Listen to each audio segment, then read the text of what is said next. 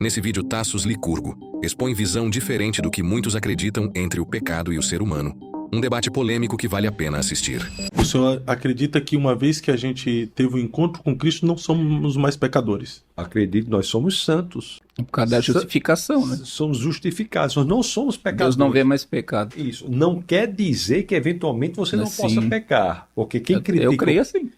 Porque quem critica o que eu digo não está entendendo o que eu estou dizendo. Eu não estou dizendo que aquele que entrega a sua vida ao Senhor não possa eventualmente pecar. Eu estou dizendo que quem entrega a sua vida ao Senhor não tem mais a natureza de pecador e, portanto, quando eventualmente peca, aquilo faz mal para ele. O Espírito Santo de Deus adverte, você sente uma coisa ruim dentro de si.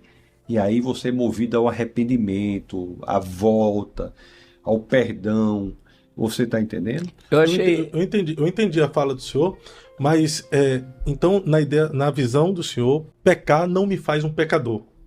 E por que Paulo usa a expressão e se intitula o maior de todos os pecadores? Mas depois que você entrega a sua vida ao Senhor, genuinamente, você não é mais aquilo. Você não é mais aquilo. É bom até ver o texto, porque você não é mais aquilo quando você entrega a sua vida genuinamente ao Senhor. Agora, Paulo foi, né? O maior de todos os pecadores. Foi o maior combatente e perseguidor dos cristãos. Paulo era um Osama Bin Laden, meu querido, da época. Quem popularizou a conversão de Paulo foi o livro de Atos. Se não fosse o livro de Atos, Paulo não teria suas cartas sido aceitas, porque Paulo era um perverso perseguidor dos cristãos. Tanto que a primeira aparição dele nas Escrituras se dá numa cena de assassinato. Estevão morrendo. Ali que Paulo aparece pela primeira vez. Saulo ou Paulo sempre tiveram o mesmo nome, né? A gente já falou sobre isso, mas ali o Paulo vai dizer que tem um espinho na carne. O senhor já falou já falamos sobre isso aqui. Mas em Romanos 7, vamos lá. Porque Romanos 7, Paulo cita 3 vezes o pecado que habita em mim. Ele fala o pecado que habita em mim, que é a natureza, né? E ele vai dizer também que aquilo que eu quero, eu não faço. Mas aquilo que eu não quero, eu faço. Mas aí entra numa questão. Que quando a gente entra na justificação, Deus não vê mais pecado. E isso é algo que é libertador em ponto. Deus não vê mais pecado em mim, eu não vou mais pecar. Não. Deus não vê mais pecado em mim porque eu já não vou mais me conformar no pecado. Eu vou dar um exemplo de uma senhora que me segue, uma senhora bem idosa, e ela passou numa casa e pegou uma flor, sem pedir. Ela me mandou um áudio chorando, falou, pastor, eu cometi um pecado. Eu peguei uma flor sem pedir autorização. Olha que coisa simples. Né? Aí eu falei, mano, vai lá, bate palma, que a senhora só vai se sentir paz se fizer isso. Bate palma e diz, olha, eu peguei uma flor sem pedir. Ela foi na hora. E ela falou, pastor, muito obrigado. A mulher falou, não precisava nem ter vindo, as flores tá aí, podia ser. Mas veja, coisa algo tão simples. Mas você vê, ela se sentiu tão constrangida. Você tá entendendo? Então, eu acredito na justificação, que Deus não vê mais pecado, mas eu estou debaixo de uma natureza pecaminosa. Mas se eu estou debaixo de uma natureza pecaminosa, eu sou pecador. Eu acho que a nossa natureza, quando o Espírito de Deus habita em nós não temos natureza de pecador, senão nós seríamos fulminados. Nós não temos. Agora, o que acontece é o seguinte, eventualmente a pessoa pode pecar, mas se sente mal, porque aquela não é mais a natureza dele. O pecador, da natureza de pecador, ele peca achando bom. Se vangloriando. E quer mais. Mas aí a gente não poderia pontuar o pecador inverterado, que é aquele cara que peca e não tá nem aí, e separá-lo do pecador arrependido, aquele que peca, mas se prostra aos pés da cruz. Eu, por exemplo, eu me considero um pecador arrependido. Porque eu reconheço que em alguns momentos pratico o que eu não deveria praticar, erro de forma consciente ou inconsciente. Mas por que você não deveria praticar se você é sua natureza de pecador? Por que você deveria praticar? Se Deus não lhe deu nova natureza, no caso? Não, me deu uma nova natureza, mas eu peco de forma inconsciente. Mas aí, quando eu peco de forma inconsciente e tenho a consciência do pecado, eu me prostro diante de Cristo e falo, Senhor, me perdoa. Então eu me considero um pecador arrependido que se arrepende quando erra. Eu só não vejo a necessidade de você se considerar pecador. Porque eu acho que a necessidade que você acha de se considerar pecador é porque você eventualmente pode pecar.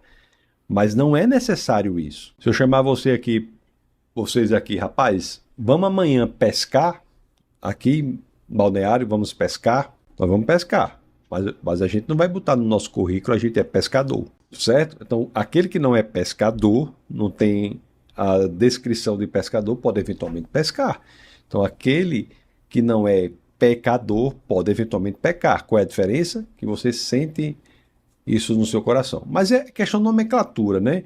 Questão de nomenclatura. Agora, eu opto por essa descrição da maneira que eu faço, por achar absolutamente incompatível uma natureza pecaminosa, não o eventual pecado, mas uma natureza pecaminosa coabitando com o Espírito Santo de Deus. A pessoa seria fulminado. Eu entendi completamente a visão do senhor, mas eu acho muito estranho também chegar diante de Deus me considerando um santo. Por ele, não por mim. Não, mas eu chegar diante dele, Senhor, eu estou aqui porque eu sou santo. Não, porque eu acho mais fácil chegar diante dele me considerando pecador. Senhor, eu estou aqui como pecador. Mas você não está lá porque você é pecador, não. Você está lá pelo que Cristo fez por nós. Pelo que Cristo fez por nós. É outra coisa importante deixar bastante claro, né? A salvação é unicamente graças ao sacrifício de Jesus na cruz. Ele é suficiente para a salvação. Não há nada que nós possamos fazer para contribuir a isso. Basta que abramos o nosso coração, é aceitar o que foi feito. Eu não vejo necessidade nisso de você dizer, você não é mais de natureza pecaminosa, porque o Espírito do Deus Todo-Poderoso passou a habitar em você. E o Espírito do Deus Todo-Poderoso passou a habitar em você pelo sacrifício feito pelo Filho de Deus, pelo Deus missionário, o Logos encarnado, fez na cruz.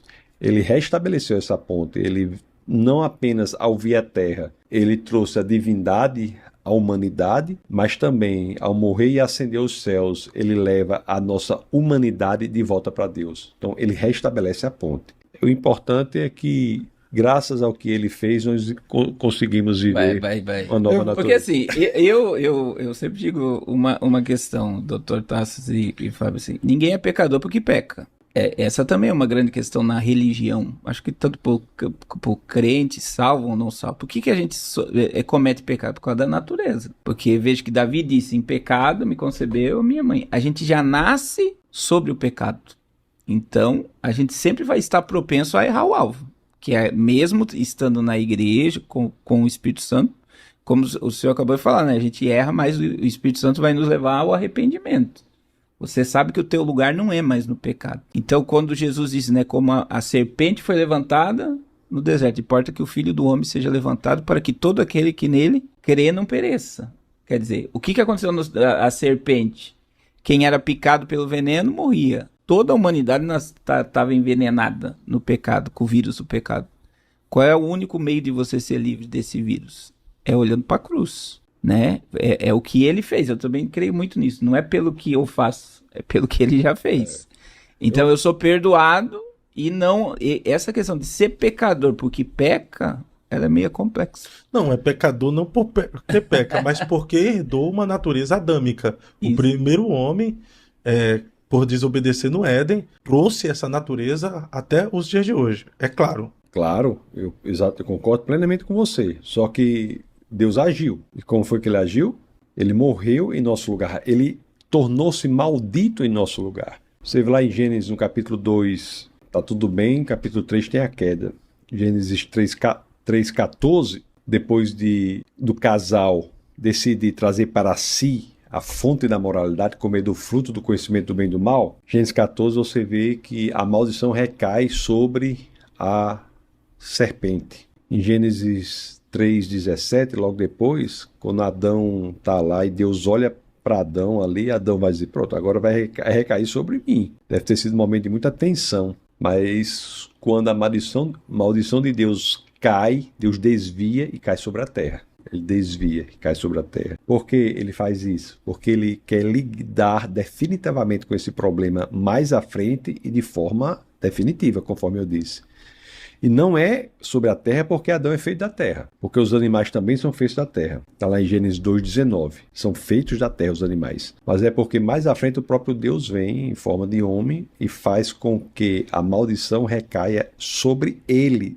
O Deus que se fez homem e como é sem pecados para lidar definitivamente com os pecados da humanidade. Ele se torna maldito em nosso lugar.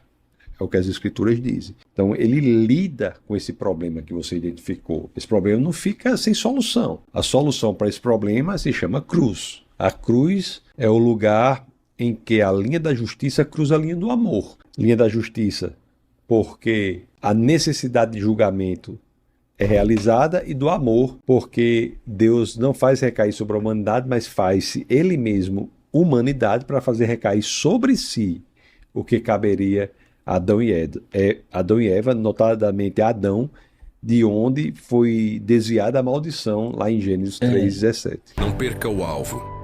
Cristo é o centro. Até o próximo vídeo.